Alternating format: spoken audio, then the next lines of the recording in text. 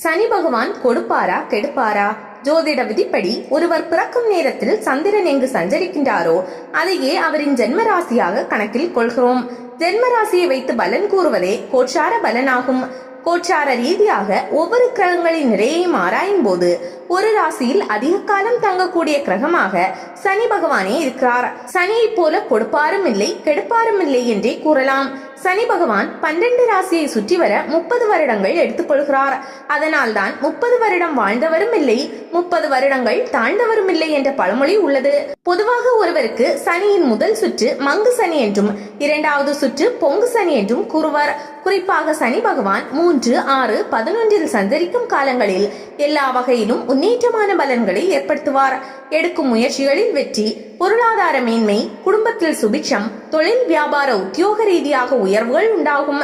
எந்த எதிர்ப்புகளையும் சமாளிக்கக்கூடிய வலிமை, வல்லமை, உடல்நிலையில் ஆரோக்கியம் போன்ற அனுகூலமான நற்பலன்கள் உண்டாகும். ஆனால் சனி பகவான் 1, 2, 4, 7, 8, 12 ஆகிய ஸ்தானங்களில் சஞ்சரிக்கும் போது அதிகப்படியான சோதனைகளை உண்டாக்குவார். குறிப்பாக 12, 1, 2 சஞ்சரிக்கும் காலங்களை 7.5 சனி என்று கூறுவார்கள். ஜென்மராசிக்கு 12 சஞ்சரிக்கும் காலத்தை விரய சனி என்றும் 1 சஞ்சரிக்கும் காலத்தை ஜென்ம சனி என்றும் 2 சஞ்சரிக்கும் காலத்தை குடும்ப சனி, பாத சனி என்றும் கூறுவார்கள். இக்காலங்களில் உடல்நிலையில் பாதிப்புகள், குடும்பத்தில் பிரச்சனைகள், நெருங்கியவர்களிடையே கருத்து வேறுபாடுகள், தொழில் வியாபாரத்தில் நெருக்கடிகள், உத்தியோகத்தில் தேவையற்ற அவப்பெயர் உண்டாகும். பொருளாதார நெருக்கடிகளை கொடுக்கும். தேவையற்ற விரயங்கள் உண்டாகும். சனி 4 சஞ்சரிக்கும் காலங்களை அப்தாஷ்டம சனி என்கிறோம். இக்காலங்களில் தேவையற்ற அலைச்சல், டென்ஷன், சுகவாழ்வு, சொகுசு வாழ்வில் பாதிப்பு உண்டாகும். சனி 7 சஞ்சரிப்பதை கண்ட சனி என்கிறோம். இக்காலங்களில் உடல்நிலையில் பாதிப்பு, கணவன் மனைவியிடையே கருத்து வேறுபாடு, நெருங்கியவர்களுக்கிடையே கருத்து வேறுபாடு, கூட்டு தொழிலில் வீண் பிரச்சனைகள், விரயங்கள் உண்டாகும். சனி 8 சஞ்சரிக்கும் போது அஷ்டம சனி உண்டாகிறது. இக்காலங்களில் அதிகப்படியான சோதனைகளையும் எதிர்கொள்ள நேரிடும். உடல்நிலையில் பாதிப்பு, நெருங்கியவர்களால் மருத்துவ செலவுகள் உண்டாகும். குறிப்பாக சனி பகவான் சாதகமற்று சஞ்சரிக்கும் போது சிலருக்கு அதிகப்படியான பாதிப்புகளை ஏற்படுத்தும். சனி ஜனன காலத்தில் நீசம் பெற்றிருந்தாலும், அஷ்டம சனி, 7.5 சனி காலங்களில் பிறந்திருந்தாலும் பாதிப்புகள் அதிகரிக்கும். தொழில் ஸ்தானமான 10 சனி சஞ்சரிப்பதும் நல்லதல்ல. சனி சாதகமற்ற பலன்களை ஏற்படுத்தும் என்றாலும் ஜனன காலத்தில் ஆட்சி உச்ச வீடுகளாகிய துலாம், மகரம், கும்பத்தில் அமைந்திருந்தாலும் சனியின் நட்சத்திரங்களாகிய பூசம், மனுஷம், உத்திரட்டாதி நட்சத்திரங்களில் பிறந்தவர்களுக்கும் சனியால் அதிகப்படியான பாதிப்புகள் ஏற்படாது. கட்டாயம் பரிகாரம் செய்ய வேண்டிய 7 ராசிக்காரர்கள். கணித பஞ்சாங்கப்படி வருகிற 29ஆம் தேதி இரவு 9:44 மணிக்கு சனி பகவான் கும்ப ராசியிலிருந்து மீன ராசிக்கு மாறுதலாகிறார். மீன ராசிக்கு பயிற்சியாகும் சனி பகவான் 3/6/2027 அதிசாரமாக மேஷ ராசிக்கு செல்வார். அதன் பிறகு 20/10/2027 மீன ராசிக்கு பயிற்சியாகிறார். அதைத் தொடர்ந்து 23/2/2028 அன்று இரவு 7:24 வரை மீன ராசியிலேயே சஞ்சாரம் செய்ய உள்ளார். சனி மீனத்தில் சஞ்சரிக்கும் இக்காலங்களில் ஆண்டுகோளான குரு பகவான் திருக்கணிதப்படி குரு பகவான் ரிஷப ராசியில் 1/5/2024 முதல் 14/5/2025 வரை, குரு பகவான் மிதுன ராசியில் 14/5/2025 முதல் 2/6/2025 வரை, குரு பகவான் கடக ராசியில் 2/6/2026 முதல் 26/6/2027 வரை, குரு பகவான் சிம்ம ராசியில் 26/6/2027 முதல் 24/7/2028 வரை சஞ்சாரம் செய்ய உள்ளார்.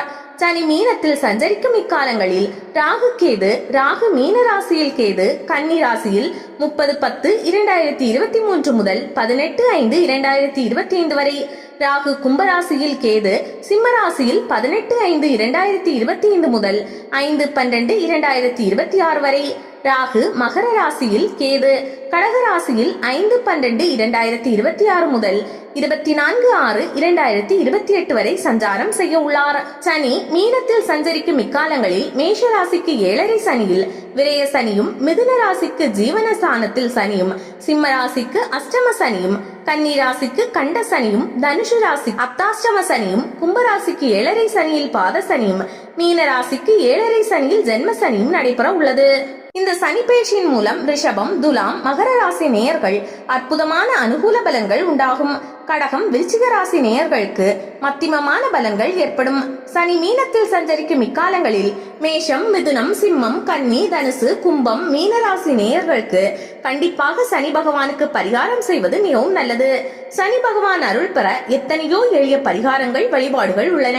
சனிக்கிழமை தோறும் சனி பகவானின் ஆலயத்திற்கு சென்று நீல சங்கு, நீல செம்பருத்தி, நீல தாமரை ஆகிய புஷ்பங்களால் சனியை அலங்கரித்து வழிபடலாம். கோயில்களில் நல்லெண்ணெய் தானம் செய்வது நல்லது. கருப்பு நிற ஆடை அணிதல், கைக்குட்டை வைத்திருத்தல் நல்லது. எள், கடுகு, தோல் பொருட்கள், சமையல் பாத்திரங்கள், குடை, அடுப்பு போன்றவற்றை ஊனமுற்ற ஏழை எளியவர்களுக்கு தானம் செய்யலாம். சனிக்கிழமை தோறும் அனுமன் மற்றும் விநாயகர் வழிபாடுகளை மேற்கொள்ளலாம். சனிக்கிழமைகளில் அருகில் இருக்கும் பெருமாள் கோயில்களுக்கு செல்வது, முடிந்தால் திருப்பதி ஏழுமலையில் வீற்றிருக்கும் ஸ்ரீ பாலாஜி வெங்கடாச்சலபதியை தரிசனம் செய்வது நல்லது. சனிக்கிழமைகளில் விரதமிருந்து நவக்கிரகங்களில் உள்ள சனி பகவானுக்கு அர்ச்சனை செய்வது, கருப்பு துணியில் எள்ளை மூட்டை கட்டி அகல் விளக்கில் வைத்து நல்லெண்ணெய் ஊற்றி தீபம் ஏற்றுவது மற்றும் ஜென்ம நட்சத்திர நாளில் கோவிலுக்கு சென்று ஒரு தேங்காயை சமமாக உடைத்து உடைப்பட்ட தேங்காயில் எள்ளெண்ணெயை நிரப்பி தீபமேற்றி சனி பகவானை வணங்குவது நல்லது. சிறந்த பரிகாரம். சனி கிரகத்தின் பாதிப்பிலிருந்து தப்பிக்க ஒரு சித்தர் எளிய பரிகாரம் ஒன்றை சொல்லியுள்ளார். அந்த பரிகாரம் வருமாறு: பச்சரிசியை ஒரு கையில் அள்ளி அதை நன்கு பொடி செய்து சூரிய நமஸ்காரம் செய்துவிட்டு விநாயகரை வணங்க வேண்டும். பிறகு விநாயகரை 3 சுற்று சுற்றி வர வேண்டும். அப்போது கையில் உள்ள அரிசியை போட வேண்டும்.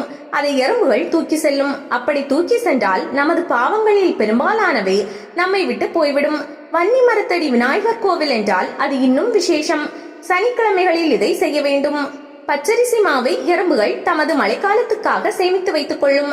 2.5 ஆண்டுகளுக்கு எறும்புக்கு அந்த உணவு போதும். இதை 33 கோடி தேவர்கள் பார்த்து கொண்டிருப்பார்கள். 2.5 ஆண்டுக்கு ஒரு முறை கிரக நிலை மாறும். அப்போது பரிகாரம் வலுவிழந்து விடும். எனவே நாம் அடிக்கடி பச்சரிசி மாவை எறும்புக்கு உணவாக போட வேண்டும். ஒரு எறும்பு சாப்பிட்டால் 108 ஏழைகள் சாப்பிட்டதற்கு சமம். இதன் மூலம் இந்த பரிகாரத்தின் மகத்துவத்தை உணர்ந்து கொள்ளலாம். இந்த பரிகாரத்தை அடிக்கடி செய்தால் சனி பகவான் தொல்லையிலிருந்து தப்பிக்கலாம். சனி தோஷத்தை குறைக்க எளிய பரிகாரங்கள். 9 கிரகங்களில் அனைவரும் பயப்படக்கூடிய கிரகம் சனி. ஜாதக ரீதியாக இருந்தாலும் சரி, தசாபுக்தி கிரக பயிற்சிகள் இப்படி எதனால் சனி தோஷம் ஏற்பட்டிருந்தாலும் சரி, பாதிப்புகள் நிச்சயம் கடுமையாக தான் இருக்கும். கெடுக்கும் சனியை கொடுக்கவும் செய்வார் என்றாலும், ஏனோ இவர் பெயரை சொல்வதில் பலருக்கும் தயக்கம் உண்டு என்றாலும், இவர்தான் ஆயுள்காரன். உங்களுக்கு சனி தோஷ பாதிப்பு இருந்தால் என்னென்ன பிரச்சனைகள் வரும் தெரியுமா?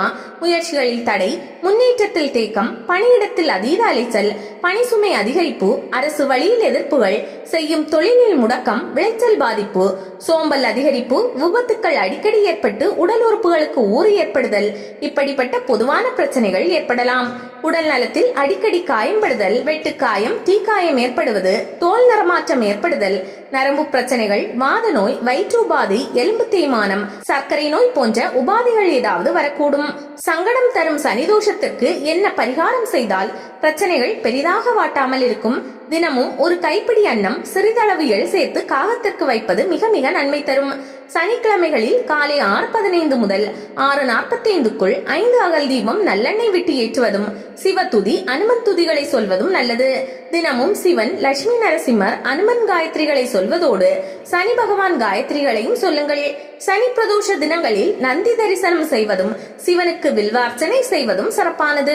திருநள்ளாறு போய் நலத்தீர்த்தத்தில் நீராடி அங்குள்ள வழக்கப்படி சனி பகவானை வழிபடுவதும், கொள்ளிக்கோடு திருத்தலத்தில் உள்ள பொங்கு சனி பகவானை அர்ச்சனை செய்து ஆராதிப்பதும் நற்பலனை தரும். திருவாரூர், திருத்துறைப்பூண்டி இடையே உள்ளது கொள்ளிக்கோடு. இங்கிருப்பவர் பொங்கு சனி பகவான் என்பதால் இவரது பிரசாதத்தை எடுத்து வரலாம். இரும்பு சட்டியில் 8 1 ரூபாய் நாணயங்கள் போட்டு நல்லெண்ணெய் நிரப்பி அதில் உங்கள் முகம் பார்த்த பின் தானம் அளிப்பது சனி தோஷம் நீங்கும். இரும்பு அல்லது ஸ்டீல் டாலர் காப்பு அணிவதும் அதை கருப்பு கயிறில் கட்டிக் கொள்வதும் நல்லது. வசதி உள்ளவர்கள் நீலக்கல் என்னும் கல்லை டாலரில் பதித்து அணியலாம் அல்லது அந்த கல்லால் செய்த கணபதி சிலையை வாங்கி பூஜிக்கலாம். மாற்றுத்திறனாளிகளுக்கு உதவுங்கள். கோவில்களில் பக்தர்களுக்கு புளியோதரை பிரசாதம் கொடுங்கள். அடிக்கடி சிவாலயம் செல்வதும், அங்குள்ள பார்வதியை வழிபட்ட பின் நிறைவாக நவக்கிரக சனி பகவானை வணங்கிவிட்டு அனுமனை தரிசித்து விட்டு வருவதும் நல்லது. அனுமன் இல்லாவிடில் வழியில் உள்ள ஏதாவது ஒரு பிள்ளையாரை தரிசிப்பது சிறந்தது. இவற்றுள் உங்களால் இயன்ற பரிகாரத்தினை செய்யுங்கள். சனி பகவானால் சங்கடம் ஏதும் வராது. சனி தோஷம் நீங்க பிரதோஷ விரதம் இருங்கள். பிரதோஷம் என்றால் என்ன? பிரதோஷ காலம் என்பது வளர்பிறை, தேய்பிறை ஆகிய 2 காலங்களிலும் திரையோதசி திதி வருகிறது அல்லவா? இவை சனிக்கிழமைகளில் வருமாயின் சனி பிரதோஷம் என்பர். இது கிருஷ்ணபட்ச திரையோதசி எனின் மகா பிரதோஷம் என வழங்கப்படும். பிரதோஷ காலம் பரமேஸ்வரனை வழிபட உகந்த காலம் ஆகும். திருப்பார்க்கடலில் பொங்கி வந்த ஆலகால விஷத்தை அமரர்களுக்கும் அடியார்களுக்கும் எவ்வித தோஷமும் ஏற்படா வண்ணம் வேண்டி சிவபெருமான் பருகிய வேளைதான் பிரதோஷ வேளை ஆகும். அவ்வாறு பாம்பணிந்த பரமன் நஞ்சுண்ட நாள் சனிக்கிழமைதான். எனவே சனி பிரதோஷம் மிக மிக விசேஷமானது ஆகும். இது போல திங்கட்கிழமை வரும் திரையோதசியை சோம பிரதோஷம் என்றும், செவ்வாய் பிரதோஷம் என்றும், வியாழக்கிழமைகளில் வரும் திரையோதசியை குரு பிரதோஷம் என்றும் கூறுவது மரபு. திரையோதசி தினத்தன்று அதிகாலை எழுந்து நீராடி நித்திய பூஜையில் பக்தியோடு ஈடுபட்டு உபவாசம் இருந்து சனி பகவானை ஆத்ம சுத்தியுடன் ஆராதித்து எள்முடிச்சுடன் நல்லெண்ணெய் விளக்கேற்றி எள் கலந்த சாதம் நைவேத்தியம் செய்து வழிபட வேண்டும். மாலையில் சிவாலயம் சென்று அங்கு நடைபெறும் பிரதோஷ கால வேளையில் கலந்து கொண்டு சிவபெருமானை உளமாற ஆராதிக்க வேண்டும். அன்றைய தினம் மௌன விரதம் இருந்தால் மிக விசேஷமானது ஆகும். பிரதோஷ விரதம் இருந்து சனீஸ்வர பகவானையும் சர்வேஸ்வரனையும் வழிபட்டால் நமது ஈடு இணையற்ற பக்திக்கு திருவுள்ளம் கசிந்து சிவபெருமான், சனீஸ்வர பகவான், நந்திதேவர், முருகன், விநாயகர் போன்றோர் சகல செல்வ யோகம் பெருவாழ்வும் தகமேசால் சிவஞான பக்தியும் புத்தியும் அளித்து சர்வ மங்களமுடன் வாழ அருள்பாலிப்பார்.